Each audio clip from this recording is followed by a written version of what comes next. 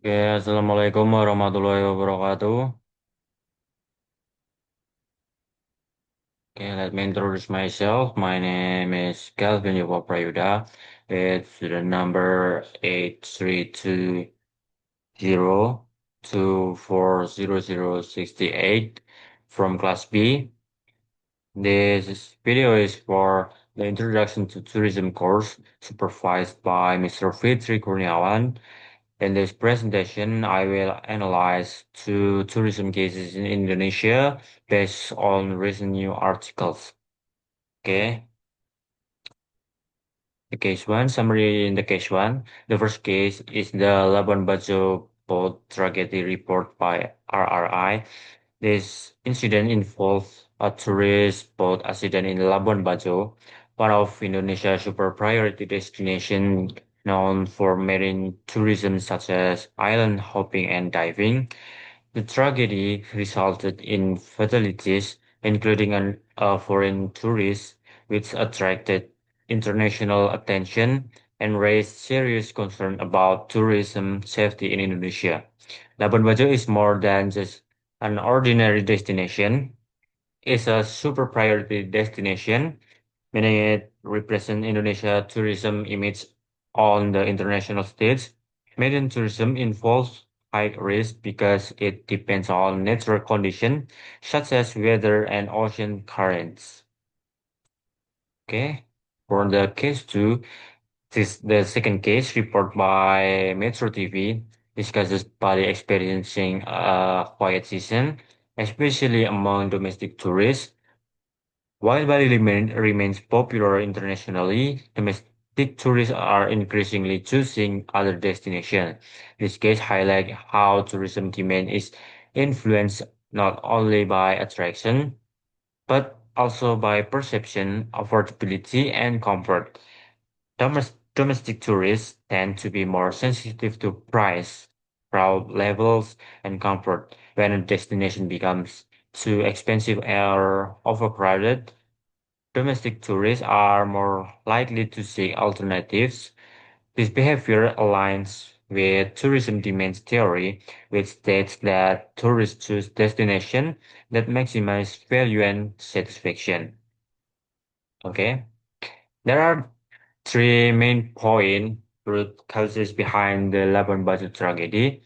The first one is weather and natural condition. Is sudden change in sea condition increase risk. However, in tourism management, weather should be treated as a controllable risk through proper assessment.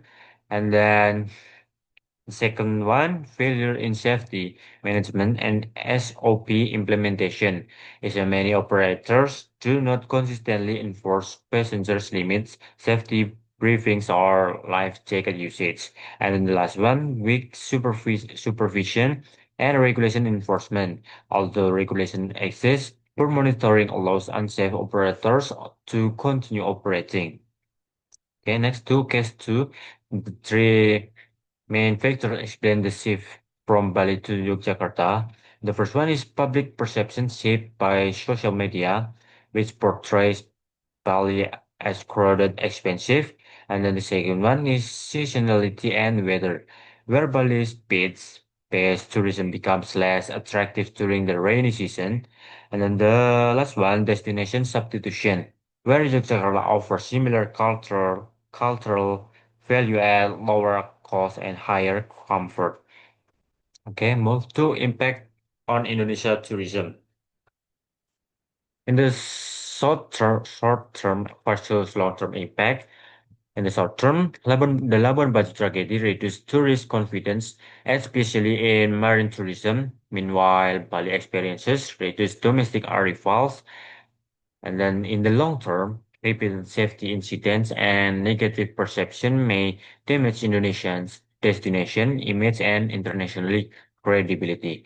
And then for domestic versus international tourist impact, for the domestic tourists, prioritize affordability, comfort, and accessibility.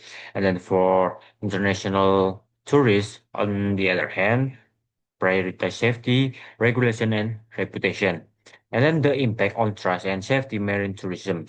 Trust is the foundation of tourism. Once tourists feels unsafe, they may avoid a destination regardless of its beauty. Marine tourism, which is one of Indonesia's strongest tourism products, is especially vulnerable to safety-related trust issues. Okay, next. What is missing in Indonesia tourism? Based on both cases, several weaknesses in Indonesia tourism can be identified. The point one is weak safety standards and enforcement, and then point two, poor governance and stakeholder coordination, and then point three, ineffective crisis communication, and then the last point, limited risk management and preparedness. Okay, and then the solution. Level 1, operator or industry. Solution 1, mandatory safety, training and certification for all tourism operators. And then the solution 2, strict implementation of SOP and routine safety audits. And then level 2, destination or regional. The solution 1 to is strengthen supervision and inspection at ports and tourist sites. And then solution two, improve emergency response system and SAR coordination. And then the last level, level national, and the social solution one, national standardization of tourism safety regulation. And then solution two, centralized crisis communication and official information platforms. Okay, thanks for watching my video. Wassalamualaikum warahmatullahi wabarakatuh.